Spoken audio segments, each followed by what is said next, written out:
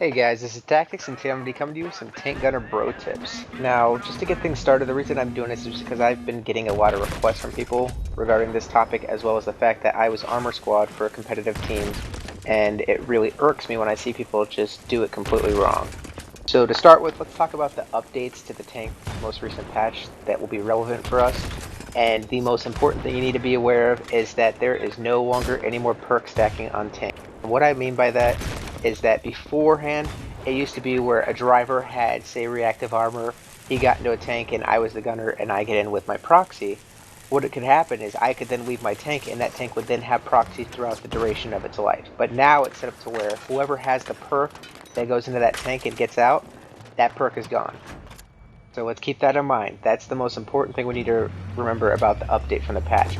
The only other thing we can really go ahead and talk about really briefly is the fact that attack choppers no longer do as much damage as they used to with the rocket pods. So it takes a lot more tandem work for the gunner and the pilot to go ahead and destroy you.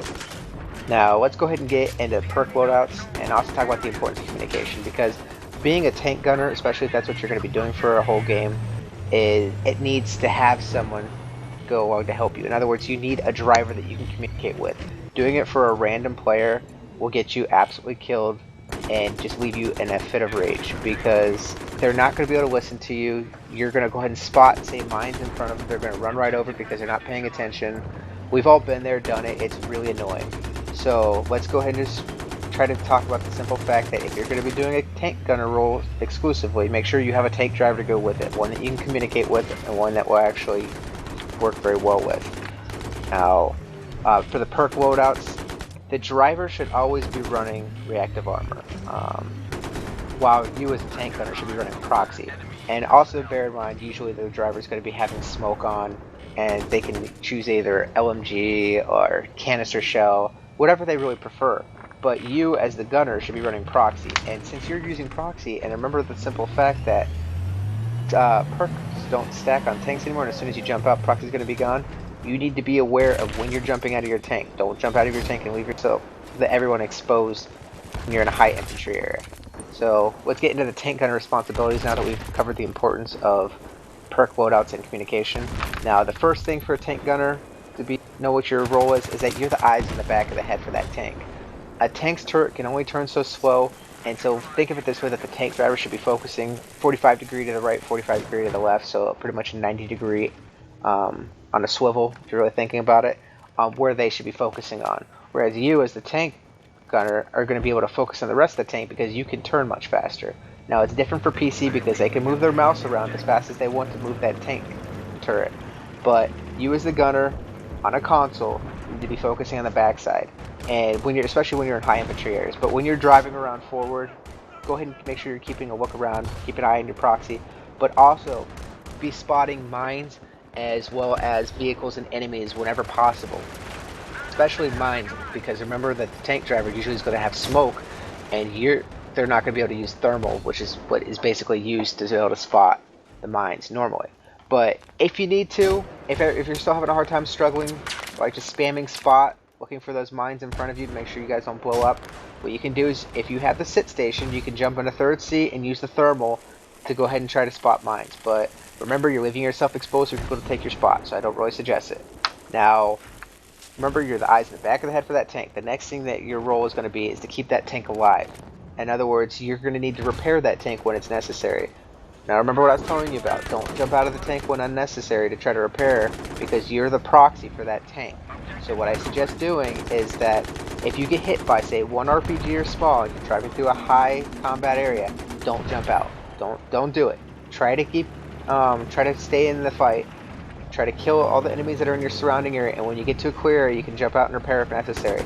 Now, especially remember that your driver is probably going to have reactive armor on. So wherever side they were getting hit from, make sure you repair that reactive armor. It's very important. Remember, reactive armor does not go in the front, it only goes on the left, the right, and the back side of the tank. So repair when appropriate. Don't jump out right away. Just don't do it. The next role that you need to have as a tank gunner is assisting in destroying vehicles, especially tanks. And I'll go into that in a second. You're going to see throughout my video, the gameplay that you're watching is on Sign Crossing and Turon Highway. and I'm showing basically all the things I'm talking about throughout the vids. I'm not going to just stop and say, look what I'm doing here. Just go ahead and try to pay attention to what's going on. Now, when I say assist in destroying vehicles, you as a tank gunner can only do damage to a few vehicles. In other words, you can do it to Jeeps, do it to your Vodnik, just your small transport vehicles. You cannot do any damage to LAVs, tanks, or Amtraks. Keep that in mind. That means don't just randomly start shooting them. And also, as a tank gunner, don't start shooting when your tank is trying to flank onto enemies. Don't give your position away. Very important to remember that. Now, when you're going to be assisting in destroying the bigger vehicles, the tanks, that means that you're going to need to jump out and actually help destroy those vehicles. And how to do that is when you're approaching a tank, or even when you're trying to repair a vehicle, your vehicle per se, when you're in a lot of danger, what you need to do is face your gun turret to the opposite direction of where the danger is coming from, because that way, wherever your tank gunner turret is pointing is the direction that you're going to be jumping out of the vehicle. It's very important to know that so you can try to keep yourself alive. Now, when you're approaching a tank, turn your turret in the opposite direction, jump out, use your vehicle for cover, and shoot a small RPG before you start repairing. Now, once you get that hit, go ahead and start repairing. But if that other vehicle, if that other tank misses his shot, take the time, reload your rocket, and shoot another one, and then get back to repairing. Because the more damage you can assist with on that tank, the faster that vehicle is going to be destroyed. So remember, you got to jump out properly to the opposite side of where danger is coming from. Make sure that you're reloading your weapons before you jump back in. If you're in the clear and you repair your vehicle, everything's all good, reload your weapons, your RPG, your main weapons. That way, when you're approaching danger again, you can jump out and you're going to have those weapons ready to go once again. Remember though, when you're outside that tank, you need to be looking at the mini-map because people could flank onto you and kill you. Your tank's not going to have proxy on anymore, and they're most likely going to be so focused on a tank that they're not going to be paying attention to people who are going to be running at them with C4. So try to be aware of your surrounding when you're repairing the vehicle, and if you're stuck against a wall and people can shoot an RPG or the tank can shoot the turret and blow the rebel down on you, try to let your tank know that you should move forward. Communication is paramount when you're doing things like this.